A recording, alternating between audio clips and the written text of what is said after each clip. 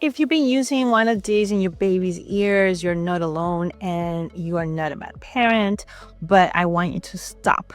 Okay, I'm going to show you how to clean baby's ears, especially newborns, and what to do when you have to come to the point to clean their ears. The good news is that ears are self-cleaning. All right, I'm Dr. Shin, a pediatrician in Brooklyn, New York, and I will give you the tips.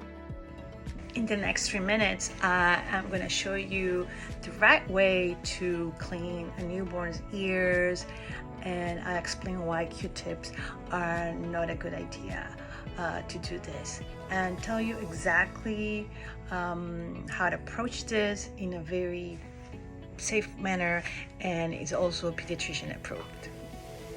Believe it or not, your baby's ears are self-cleaning, and the wax or the cerumen that is produced naturally, it's created in a way to protect the ear, and it's antimicrobial.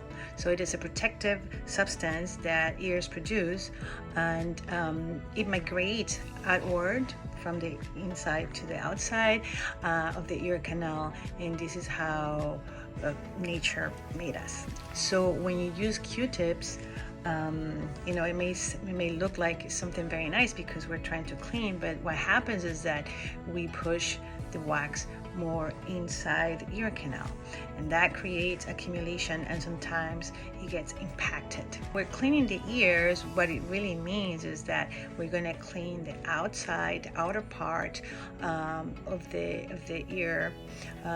It's what we call the pinna. So whatever we see outside in the pinna, that's what we're going to address. We usually can use a soft washcloth and just wipe it out, all right? And this is a very gentle maneuver. You don't have to go really rough.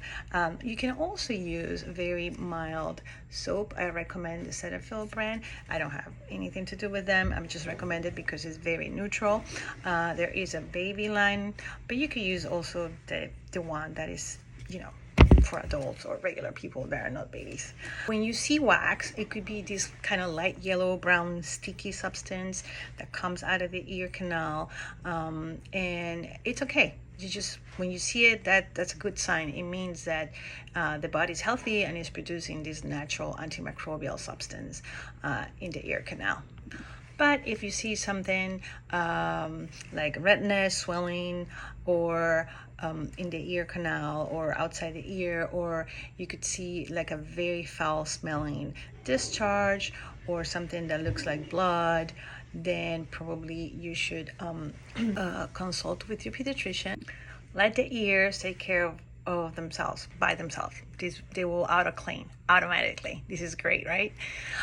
So in summary, outer ears with a washcloth at bath time, that's a great time to do it. And then make sure you dry everything around the ear really well. Do not use Q-tips, and there's no need for eardrops or any cotton balls. This is the other choice that I had here. There's no need for any of this because it would leave particles inside. And if you're ever worried about anything that you're seeing that you think is out of the norm, please contact your pediatrician and make sure you have the right guidance. If you think this video is helpful, my next video is going to be about newborn skincare and other areas where less is more, and it's always better to have the right guidance to avoid future problems.